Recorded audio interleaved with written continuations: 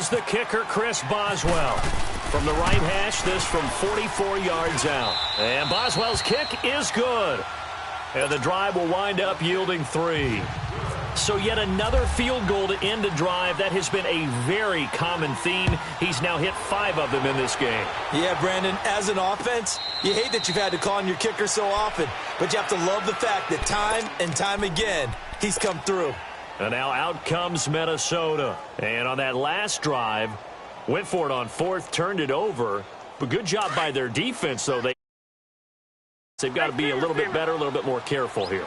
And sometimes when you see these calls on 4th down, when they decide to go for it, it's not necessarily the coach saying, I believe in my offense. Sometimes the coach saying, I believe in my defense. I can afford to go for it here because if we don't get it, I don't think we'll give up more than 3, and that's exactly what happened there. You think that factored in? I do. I think that he had that in his mind going into the game, that I'm going to be aggressive on offense because I know I've got a defense that can hold up their end.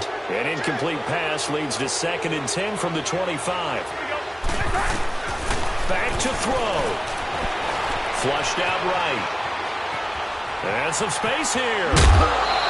Nowhere to go downfield, but he's able to get out of bounds and stop the clock here with a 1st down. Late in the game, defense trying to avoid a big play. He's able to work out of the passing game, turn it into a run, pick up the 1st, and stop the clock as well. And you know in this situation, everything is sped up.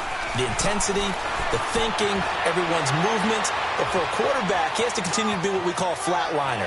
Level in everything he does and read the clock, feel it in the pocket, and go at the appropriate time. He got 29 yards that time.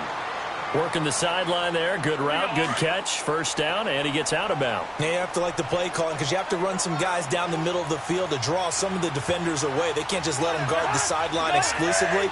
That's how it's going to work. Sidelines and incompletions to use the clock. He's back to throw. Forced out to his left. And he can't hang on to it. That would have sealed it. Instead, 2nd down.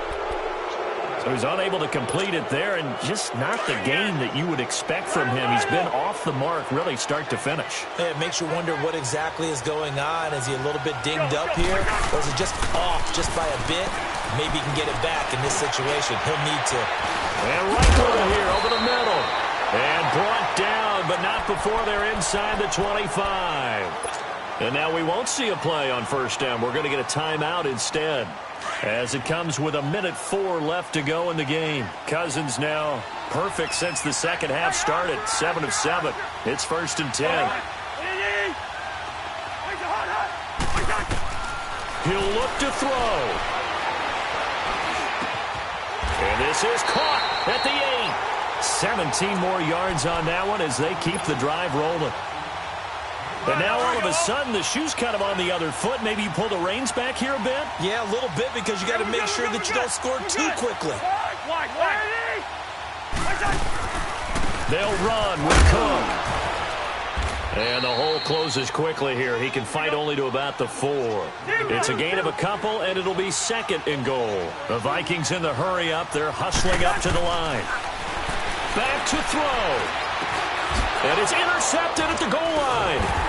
The safety, Terrell Edmonds, picks it. And a big turnover there as his guys will get the football back. Well, I don't think we'll have to look very hard to find our play of the game.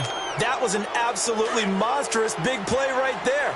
Backs to the wall. The offense has it in the red zone, driving for the winning score. And he says, not on my watch. And that is one happy bunch on the sidelines.